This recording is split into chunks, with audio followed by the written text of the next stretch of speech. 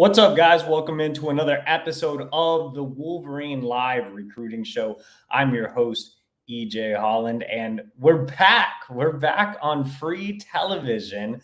As you guys have noticed, YouTube members is no longer a thing, so we will be having the usual Q&A show every Tuesday night moving forward. So, I'll talk a little bit more about that here in a second. But before we do, make sure to like this video, subscribe to our YouTube channel for free. We are approaching 30,000 subscribers, and you get access to all our videos, game highlights for recruits, breakdowns of the football season, and so much more. So make sure to subscribe to the YouTube channel and like this video. It helps us get in front of other Michigan fans. So we get the Q&A part back, and you guys can fill up the chat with your questions. So like that video. Or like this video, and also subscribe to the Wolverine.com. We actually have a special promo code exclusively for our YouTube viewers, and that's $1 for 2 months using the code UM1. So that gets you even more insider access. It gets you access to all our written content over at the Wolverine.com, everything on Michigan recruiting, stuff that I can't necessarily say on the YouTube channel. I'll say it over there. You get access to all the coverage during the football season, plus a great message board community with thousands and thousands of users. So come interact, join the community, and get your subscription to the Wolverine.com. Again, that's UM1, $1 for 2 months. Okay, so let's go ahead and just address the elephant in the room. Tyson Smith says, what happened to members only? Well, we talked it over as a group, and we heard your voices as people that view the show, as subscribers over on the Wolverine.com. And we just felt like it was the best decision to pull the plug, to make the Q&A show free again, to get you guys really interacting with the show so we can have the best content possible. So we took it from behind the paywall back to free, and are giving it to you guys again every Tuesday night moving forward. It'll be free, and you guys can ask any questions you want, and I will be here to answer them for about half an hour. So that's basically what happened to the members only thing. If you did subscribe to the members only channel, I believe you'll be getting some type of notice, and that'll have the details there as far as payments and stuff. I don't personally deal with that, but we wanted to. We knew the recruiting show especially was really hard to find since it was behind a paywall. It also wasn't available to Apple and Spotify listeners. So again, we wanted to make it free. And starting next week, the Ballast and Skeen show, and I believe this week's has been made free too, but the Ballast and Skeen show will also be free and on those audio listening platforms as well. So yeah, we are back to completely free. Thanks again for everybody that gave YouTube members a shot. And if you want more content, again, you can head over to the Wolverine.com. But let's go ahead and get into tonight's show. Tyson Smith says, are we getting Donovan Star? So yes, well, I'm not saying yes, Michigan will get him, but yes, Michigan is very much in the picture here.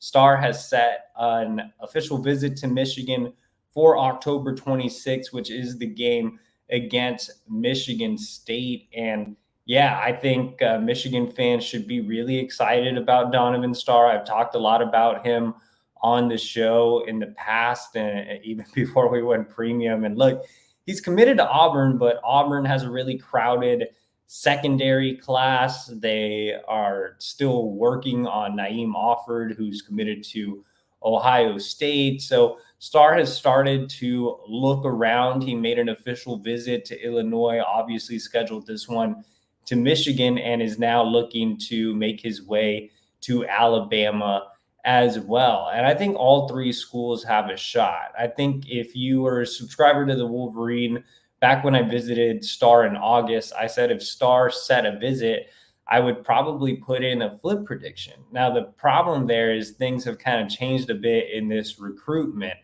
With Alabama coming into the picture, that is definitely a school to watch. So I'm not necessarily close to putting in a flip pick. I think Michigan has some work to do on his visit, but I still think they're very high on his list. Also, Illinois has really emerged as a true dark horse. Remember, he is from the state of Illinois. He grew up a Michigan fan, which is obviously a plus for the Wolverines, but he still has a ton of family close to the University of Illinois. So, that's giving the Illini, a bit of a road into this recruitment, and that official visit went well. Bama is Bama, gives him an opportunity to stay in the SEC, play in the South. But, with Michigan, again, he grew up a fan of the program. He's originally from the Midwest. He's from that same high school that produced Junior Colson and Miles Pollard. Miles Pollard is a good friend of Star. Junior Colson's been on the phone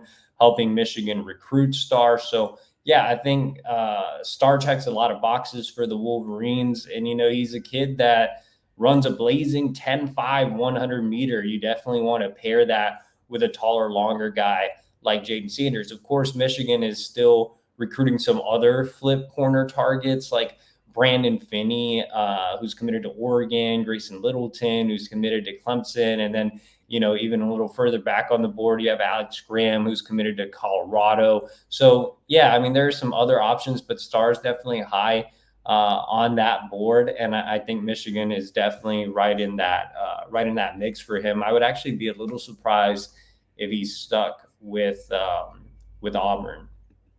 Tyson Smith says, "What's for dinner?" Spaghetti. It's spaghetti night, which is always a good night, and it's the first time it's really gotten kind of cold in Virginia, so I'm looking forward to it. Plus, if you don't put pepperoni in your spaghetti, you are missing out. Just a little life hack there. Hava Devidanaj says, "Do you think Andrew Oles stays locked in or not?" I'm assuming is what he meant. Well, I think it's good that the threat of Alabama has gone down a bit. He came out of that visit more interested in Bama than I thought he was going into the trip. But at the same time, the Crimson Tide now have the lead for Marshall Pritchett. They received a prediction from our national analyst, Steve Wiltfong. For those of you who don't know, Marshall Pritchett is a tight end as well. And yeah, I think that would move Bama down the list. So, there was a little tiny bit in time where I was concerned about Alabama coming out of his visit, but now that they are trending to get Pritchett, I'm not as worried about Bama. But the school I've always been worried about is Oregon. Oregon came in with an offer here recently. Oles has instantly connected with Drew Maringer, their tight ends coach. Dan Lanning has been personally involved in the recruitment. And you don't see Oregon on this RPM list because, again, they just jumped in the picture. Andrew Oles has never been a kid that's been about NIL. At the same time, the Ducks have plenty to offer in that department. So it'll be interesting to see if it does become a factor. But, I think he likes Oregon for a lot more than that. He likes their recent tight end usage. He likes the idea of maybe going a little further away from home. And he's connected well with the staff right off the bat. So I think Oregon is the school I'm probably the most concerned about right now. And I wouldn't dismiss Penn State. He is heading there for their whiteout game in November. Obviously, he's a Pennsylvania kid. They haven't stopped recruiting him. James Franklin's continued to be personally involved. His dad went to Penn State. So, I think Penn State is a school you can't just completely rule out either. Right now, I feel okay about Michigan keeping Oles. Obviously, it's not ideal for him to be heading to these other schools, especially a cross-country trip to Oregon and revisiting Penn State. But I've always said with Oles, I think he's making contingency plans. I still think the biggest reason he's looking around is because there's a bit of family concern about potential sanctions, about a postseason ban. And that other schools are definitely pitching that against Michigan. I would assume James Franklin is doing that since he is known as one of the more negative recruiters in college football. So, I think we're just going to have to wait and see how his visits go to Oregon. Again, he is planning to head to Oregon this weekend. We'll see if the visit ends up happening or if it happens a little later. He is planning to head to Penn State. So again, we'll see how those trips go. But the good news for Michigan is, he committed to Michigan for a reason. The opportunity for early playing time to come in and immediately replace Colston Loveland is obviously there.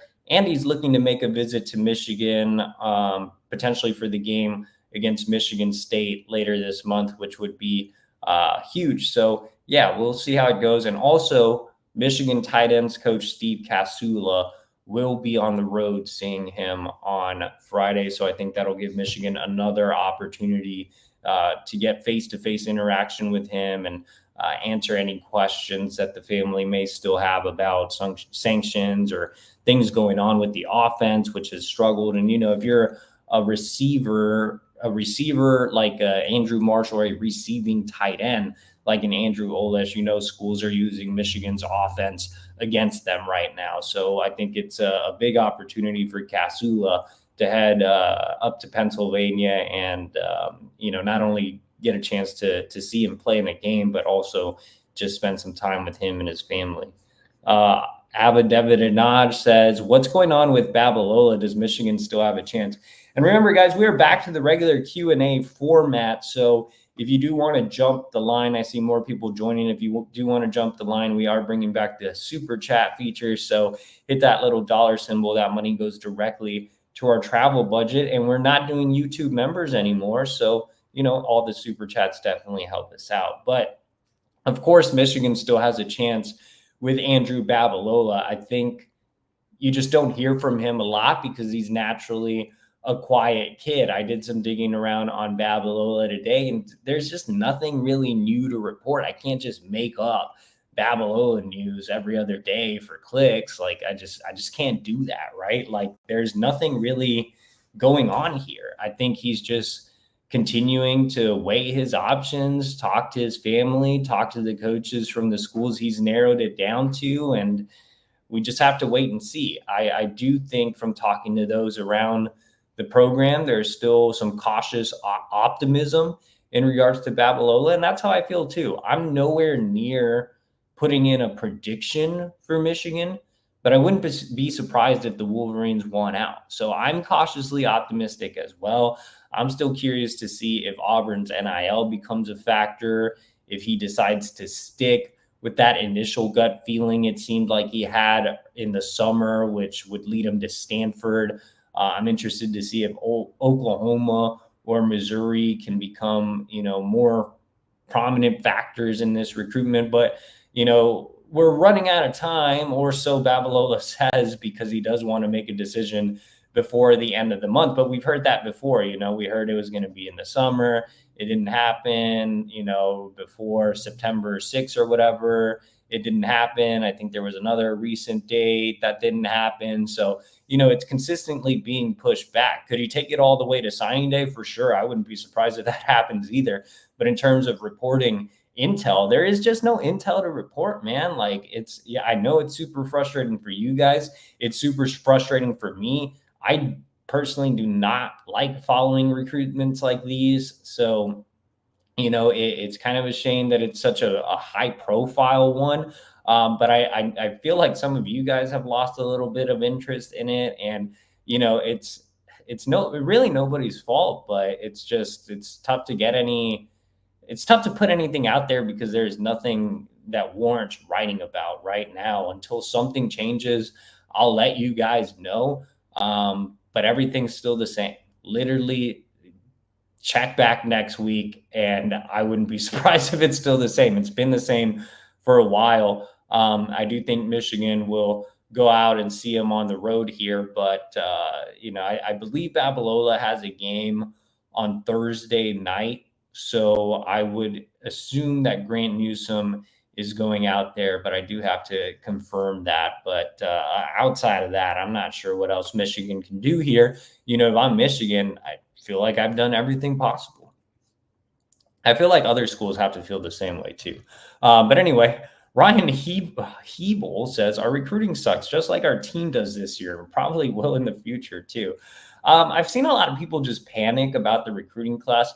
If Michigan lands Andrew Babalola, I think, and they keep Oles and Taylor, I think they will be very near the top 10. Right now, they're top 15 at number 14. Even if they miss on Babalola, it seems like and they keep Taylor and Oles, it seems like it's a pretty typical Michigan class. Like, will this class be much different than last cycle?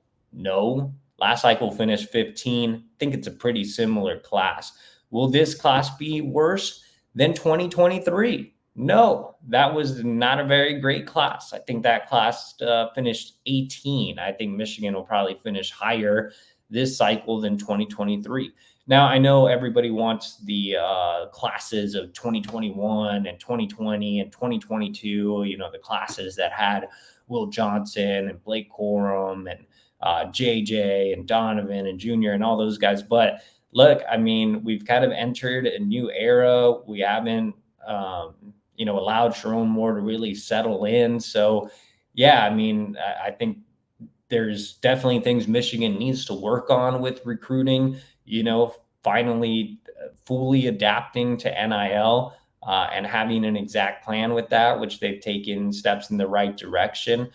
They've beefed up the recruiting department. It kind of sucks that the results aren't there on the field to sell, but I think you can sell immediate playing time. So I think the primary thing, everything else is pretty minuscule. I think the primary thing will be one, Sherrone Moore having a full offseason to recruit and not having any stability questions. Remember, for these last few cycles, you had so many stability questions with Jim Harbaugh flirting with the NFL. So that's one, but the bigger one will obviously be figuring out NIL, and that goes for the transfer portal too. Obviously, they need the NIL to land a quarterback. Abba Deravanaj back with another one. Are we still looking good for Nathaniel Owusu-Boateng? Yeah, I mean, kind of the same as Babalola. Not a ton going on. I think Michigan did as good of a job as it could have done on his recent visit for the game against USC. Obviously, it helps that he has a Michigan presence at IMG with commits Caden Strayhorn and Donovan Johnson they're consistently recruiting him on a daily basis. Notre Dame still a factor here. He's set to visit there early next month. Texas. The lone real shakeup here with Nathaniel Owusu-Boateng is that Texas is now getting the last visit. They were actually set to host him for an official visit in the middle of this month. That official visit will now take place on November 22nd. So I think the November visits will tell us a lot more about his recruitment. As of now, there is no plan for him to get back to Michigan for a visit. So I think, Brian JeeMary seeing him on the road, Sherrone Moore making his in-home visit closer to signing day. Those stops will be really big for the Wolverines. But I would say Michigan is right up there with those schools, and it's kind of the wait and see game with Owusu-Boateng, because he's not going to decide anytime soon. He's not going to decide until after those November visits. November 22nd isn't very far away from December 4th, which is National Signing Day. So, yeah, I mean, it's wait and see. They're bringing in UCF linebacker commit Cameron White, which I reported at the Wolverine earlier today. He's coming in for a visit on November 2nd against Oregon. So Michigan is making some alternative plans at the linebacker spot because Owusu-Boateng is taking it the distance pretty much. Thomas Petak says, we are a big-time program. Why can't we get a 5-star quarterback? Because Michigan's not throwing out bags. That's pretty much it. Ava Deravanaj says, is the NIL thing for a quarterback real? We'll see. I mean, Michigan's never been the type of school that's just thrown out a bag. I get that, it would be independent with Dave Portnoy just doing that on his own. But Michigan still has to, I guess, green light it and stuff. So, I'm kind of just neutral on it. If it happens, that's awesome. But I mean, based on track record, I don't really know. So, I want to see it to believe it first. And if he does it on a yearly basis, that's fantastic. But again, I'm kind of in the camp of, that's cool. It's cool that he said that. It's cool that there's been dialogue, but I want to see the plan take action. And maybe it does happen this offseason, which would be awesome, because Michigan does need a quarterback. I don't think they should, waste that money. If it is that much money, I don't think they should waste it on a high school quarterback for now, especially when you have Brady Hart coming in for 26. I think they definitely need to hit the portal. They need an experienced guy. They need best available out of the portal that they can get. Marquise S says, can you talk about the potential options to fill out the defensive line? Yeah, so there's quite a few targets. I think the main ones that I'll just throw out there, Christian Ingram out of Georgia picked up an offer on Friday. Lou Esposito is expected to see him on the road this week if Georgia doesn't cancel their games because of the bans they'll be getting from the hurricane. Esposito again will be out there, weather to be determined, but Christian Ingram's definitely a name to know. He's starting to gain some traction on the recruiting trail. Quante Gillians is committed to Syracuse. He is set to make a visit on October 26th for the game against Michigan State. So he's definitely one to know. They've offered a few others, but I think right now Michigan is comfortable taking their time with these defensive line targets that are popping up, and you probably won't see them really hone in on one or two until after these guys get to campus and they continue to, make these senior evaluations and get closer to signing day. Jeff says, are there any flip targets for Michigan except Jamar Browder? Yeah, of course. Corner obviously has quite a few flip targets, from Brandon Finney, who's committed to Oregon, to Donovan Star, who's committed to Auburn, Grayson Littleton, who's committed to Clemson. A little further down on the board, you have Alex Graham, who's committed to Colorado, Elijah Dotson, who's committed to Pitt. There's definitely flip targets on the back end. At linebacker, I just mentioned UCF commit Cameron White is coming in for a visit. He's definitely a flip target to know. Along the defensive line, they're evaluating some potential flip targets. I mentioned Syracuse commit Quante Gillians. So, wide receiver, I would expect maybe a few more names to pop up, especially with Kentucky jumping in the mix for Jamar Browder. That adds another contender there. So maybe you want to give yourself some other options. So, numbers are getting kind of tight, but there's definitely positions, primarily corner, linebacker, wide receiver, that will have defensive line that will have some flip targets moving forward.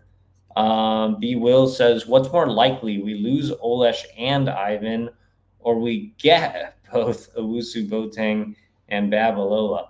That's an interesting question, man. I don't know, man. That is a tough one.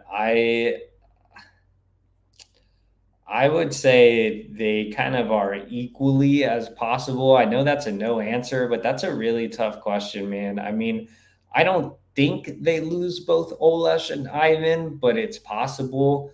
I'm not sure that they get both Owusu Boateng and Babalola, but it's possible. I think that a realistic outcome is that they could lose one of Oles and Ivan and get one of Owusu Boateng and Babalola.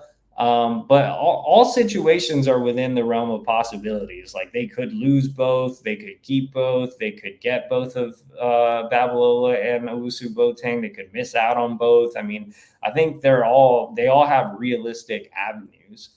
B. Will says, is Brian JeeMary the new Matt Weiss for recruiting? No, Matt Weiss was awful, man. I mean, Brian JeeMary hasn't been great, but I mean, Matt Weiss was terrible. He was super robotic. He couldn't connect with kids. He was extremely lazy. He wouldn't identify underclassmen. He wouldn't keep in contact. Like, he was just bad.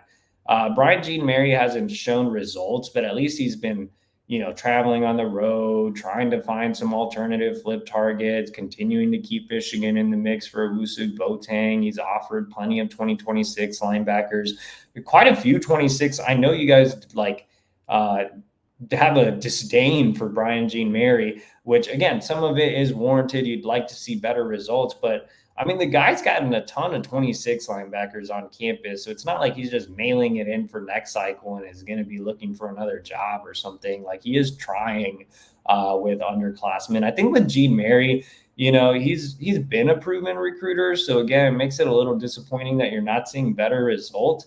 I think he might just be getting old, man. Like, he was already, he wasn't super old, but I mean, he was already, not considered really young when I was on the Texas beat.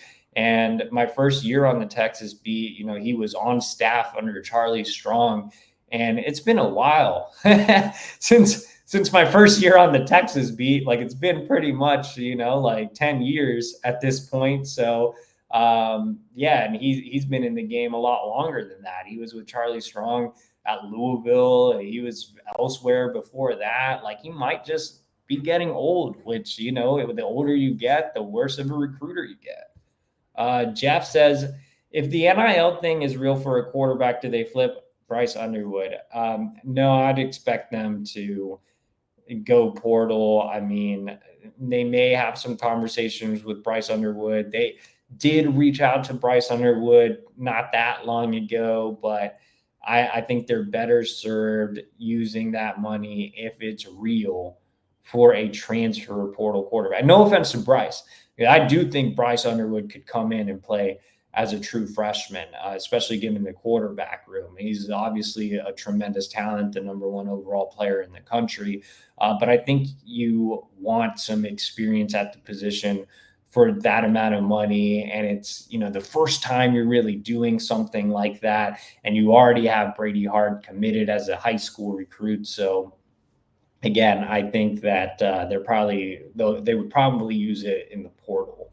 All right, that's B. Will responding to Jeff. Marquise S. says, any Lugard Edekpai late super riser types on the radar? The late riser guys that I would say they might be most excited about are Jamar Browder, who's the wide receiver that's committed to NC State. Michigan wants to add more size to the wide receiver room, and Browder would definitely bring that at 6'4". He's been making some highlight reel plays throughout the season. I was actually gonna go see Browder this week in Florida, but the hurricane messed up those plans. I was gonna see Browder Thursday night, actually. So unfortunately, the weather is preventing that. And if any Floridians are on the chat, hopefully everybody stays safe out there. But I know Michigan's really excited about Browder. They've evaluated a lot of wide receivers for, senior film, and Browder's the one that they've offered and pressed for. And he's set, they brought him in for a visit. He's set to come back for the game against Oregon. So Browder would be the one that's that late riser they're excited for on offense. And I think defensively, I'd probably go with Christian Ingram, the defensive lineman I mentioned out of Georgia. He's starting to blow up. Alabama and Georgia are showing interest. Clemson showing some interest. He's a kid that is really intriguing at 6'5", 290 pounds. He can play multiple spots along the D line. Michigan told him they like him as a 3-tech. Georgia obviously produces a ton of great talent, and sometimes defensive linemen are late risers. You mentioned Lugard Edekpai. So Christian Ingram would probably be that guy for me, or for Michigan too, on the defensive side of the ball. Jeff says, is LeBron Bond still in the mix? Michigan needs a 4.3 40 wide receiver. He is still in the mix. It seems like Michigan has veered more towards recruiting size as they've made senior evaluations. But I agree, man. They need some speed. Like, even if they get Browder, right? Like, they'll have Browder. They'll have Jacob Washington. I think that they'll have Andrew Marsh. You are still not getting anybody, and we'll have nobody on that roster aside from Amarion Walker, who I don't think is very good. You won't have anybody on that roster, despite the abundance of slot receivers as well, that was a track kid that ran a sub 11 100 meter. Like, that's just a fact. I'm not even hating on the wide receiver room other than Marion Walker, who I was never a fan of as a recruit. But I mean, you don't all these slot receivers, and you have nobody that ran a sub 11 100 meter in high school. And the guys that would be coming in, and I think Marsh is a tremendous talent that can play as a true freshman, but he still doesn't bring that elite speed. You don't have that in Jacob Washington either. He's a size guy. You wouldn't have that in Browder either. He's a size guy. I think Washington has good speed for his size, but again, you don't have any burners. How do you have a room full of receivers and nobody's running a sub 11 100 meter? That's terrible. All right. Now, DK Fallen says, do you think Michigan will look at Will Black since Knight went to Auburn? Yeah, I don't know if Will Black's really basing his decision on Deuce Knight. It's tough for a recruiting class to lose a quarterback. But yeah, I don't know. I mean, if Michigan misses out on Babalola, I would do everything possible to flip Will Black. I love Will Black. I've been high on Will Black since he was a 3-star, and he's now on 3's number 2 overall recruit in the country. So I'd love it, and especially love seeing a flip from Notre Dame. But yeah, I mean, I think that it would be a tough flip for sure. And I'm not sure there's much there right now. B. Will says, why does Bellamy only recruit 6-foot receivers with 4.640s? Don't tell me NIL, because non-NIL schools have way better wideouts. Do they though? Like, do they have better wideouts? Name a non-NIL school in the chat. B. Will name a non-NIL school with better wide receivers, because I don't know if they are. I mean, getting wide receivers is tough for Ron Bellamy. And I know I went on a little rant there, but getting, premium speed at the wide receiver position is very tough in the NIL era.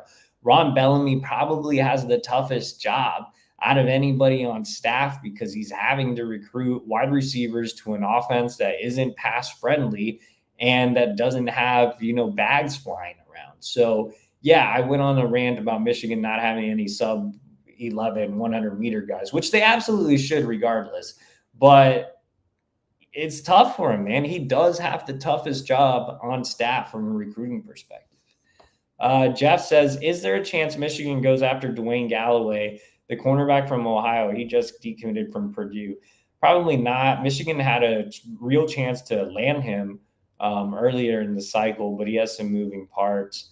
Jeff says, if Oles flips, where will he flip? Because Alabama just flipped a UNC tight end commit. Like I said, my biggest concern has always been Oregon. I wrote that even before he went on his visit to Alabama. I said he was connecting better with the Oregon staff than he was with the Bama staff. So Oregon, and would still keep an eye on Penn State. Looks like we've gone over time, so we are going to do rapid fire. Jeff said Michigan should look at adding a second quarterback committed to the 25 class. Not a fan of Carter Smith. I think Malik Washington, the Maryland commit, because Maryland has been struggling and Brady Hart isn't a guarantee. I don't think they'll add a second 25 quarterback, but I don't hate the Malik Washington suggestion. He's been having an outstanding senior season up here in the DMV. If they did take a second quarterback, that would be a name I would for sure throw out there. But I think they're happy with the combo of Carter and Brady coming in and looking to the portal. Indiana and Washington receivers look better than ours. Yeah, fair point. Indiana, I think, has been recruiting lesser recruits. Like Tyler Morris is a highly rated guy. Amarion Stewart was a 4-star, borderline 4-star guy.